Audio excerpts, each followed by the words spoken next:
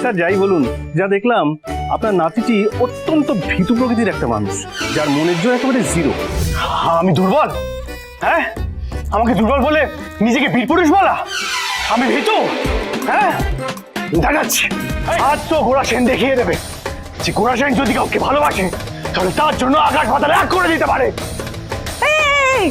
কোথায় আছো তুমি? হেলা না, একদম না।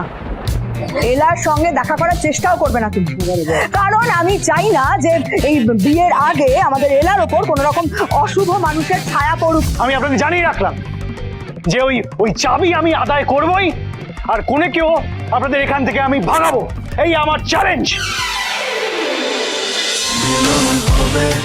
মিলন হবে কতদিনে? প্রতিদিন বিকেল 5:30টায় স্টার জলসায় ও জিও হটস্টারে।